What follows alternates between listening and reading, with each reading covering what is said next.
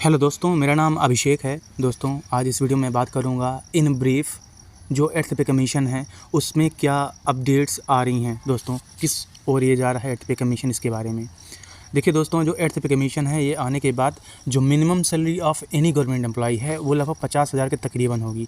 अगले साल लास्ट तक आप देखिए, कोई अगर लोअर तबके में एम्प्लॉय है तो उसकी जो बेसिक सैलरी है 30+ ऑलरेडी होने वाली है, 30,000 से ज़्यादा होने वाली है, जैसे कि डीए वगैरह मिलेगा। तो कोई बहुत बड़ा इशू नहीं रहेगा, क्योंकि जो 50+ जैसे आपका ये सैलरी होगा, बेस होगा, ठीक है ना, तो आपका जो डीए है वो ज़ीरो कर दिया जाएगा। टोटल ओवरऑल अपडेट क्या है देखिएगा, ये मैं न्यूज़ सोर्सेस से मैं बात यहाँ पे सामने ले रहा हूँ कि जो 7th पे कमीशन है। दोस्तों, मैं आपको कुछ बातें और बताता चलूँ कि जो 7th पे कमीशन उसमें कोई भी ये नहीं था कि 8th पे कमीशन लाया ही जाएगा, बल्कि ये था कि इसी के बीच में ऐसे जो इंडेक्सेशन है, जो इंडेक्स हैं, उनमें सुधार होता रहेगा।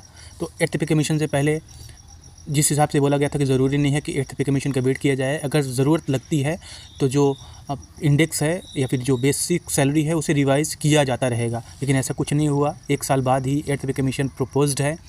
तो बाद में देखिए दोस्तों, 2014 में जो 7वां वेतनमान है, वेतन आयोग है, उसके लिए सिफारिशें कर दी गई थी और 2016 से ये लागू कर दिया गया था। एग्जैक्ट 2016 के दिनांक से ही लागू नहीं किया गया, इस दिनांक को लागू किया गया, लेकिन कुछ वक्त बाद से किया गया। उसका बकाया ईयर प्रोवाइड किया गया था फ्रॉम बहुत central government and as well as जो स्टेट गवर्नमेंट हैं उनके द्वारा भी।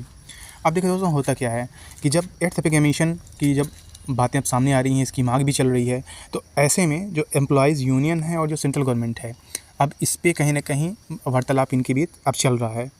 तो अब देखने वाली बात रहेगी कि यहाँ पे फिटमेंट फैक्टर क्या होता है, क्योंकि बातें ये चल रही हैं कि यदि फिटमेंट फैक्टर जिस हिसाब से अब बातें अभी सामने आ रही हैं कि 2.86 होता है। देखिए दोस्तों, अगर किसी की सैलरी मान लीजिए कि 18-19 हज़ार है बेस, ठीक ना, तो इसका लगभग 3 गुना लगभग सैलरी बढ़ेगी। तो इसके चांसेस मुझे तो पर्सनली कम लग रहे हैं, और जैसी कुछ सोर्सेस से अगर आप बातें भी देखें तो फिर भी जो भी बातें चल रही हैं जेसीएम के द्वारा, और जो जेसीएम एक मशीनरी है जो मिडिल मैन की तरफ काम करती है, जो सरकार और एम्प्लॉयज़ के बीच एक ब्रिज के तौर पे काम करती है, और इसी के आधार पे जो बड़े-बड़े डिसीजन जैसे कि यूपीएस वगैरह हो गया, जो पेंशन मॉडल है, इन सब की जो चर्चाएँ हैं इसी के माध्यम से संपन्न हुई थी। तो फिलहाल के लिए जो इनके द्वारा भी ये जो बातें सामने आ रही हैं, तो यही है कि जो फिटमेंट फैक्टर है 8th पे कमीशन के लिए ये 2.57 रखा जा सकता है, इतना रखा जा सकता है। और फिलहाल के लिए ये 7th पे कमीशन में भी 2.57 ही रखा गया था। 2.86 की मांग अभी चल रही थी, लेकिन ये सोर्सेस से पता चला है कि इतने पे बात सहमति नहीं बन पा रही है। दोस्तों, एक बात और है कि एक ऐसे भी अंदाज़ा लगाया जा रहा है, ऐसी भी बातें सामने आ रही हैं कि जिस हिसाब से 7th पे कमीशन में सैलरीज बढ़ी थी, क्योंकि उस टाइम पे बेसिक पे ऑलरेडी बहुत कम था, 7,000 5,000 ऐसे था। तो जब वो 7,000 से बढ़ा के 18,000 बेसिक किया गया सेंट्रल के लिए, स्टेट के लिए आप अपने हिसाब से देखिएगा, तो उसमें ये फिटमेंट फैक्टर लगाना ज़रूरी था 2.57 का। लेकिन इस बार जो कथित तौर पे है 1.86 ये फिटमेंट फैक्टर बैठ सकता है, मतलब आपकी सैलरी लगभग दोगुना होगी। जितना भी आपको मिल रहा है डीए के साथ, तो उसमें आप मान सकते हैं कि उसका लगभग 2 गुना आपकी सैलरी रहने वाली है। जो आपका बेस सैलरी है उसका आप डबल से मल्टीप्लाई करिएगा और देखिएगा जितना आता है। तो इस हिसाब से जो बेस सैलरी है, जो बेस आपका जिनका मान लीजिए 18,000 भी यदि है, तो उनका इस सब के मुताबिक, कैलकुलेशन के मुताबिक जो ओवरऑल रहेगा वो 50,000 अप्रॉक्स के आसपास सैलरी मिनिमम होने वाली है।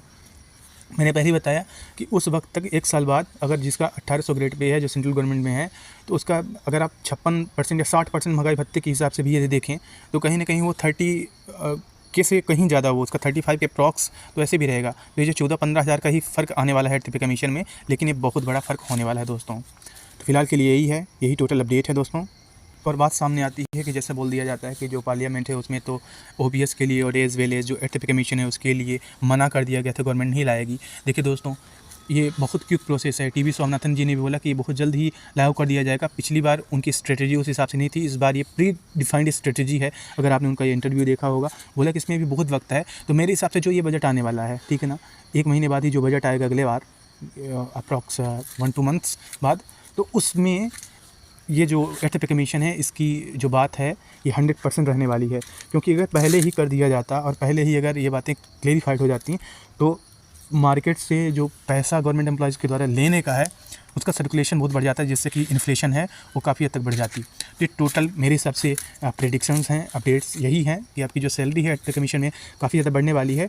और स्टेट के लिए जहाँ तक ये बढ़ने का कब तक बढ़ जाएगा स्टेट्स में भी, तो देखिए 2026 से लागू होना है 1 जनवरी से। 2025 में दिसंबर में इसका जो टेन्योर है 7th पे कमीशन का वो ख़त्म हो जाएगा।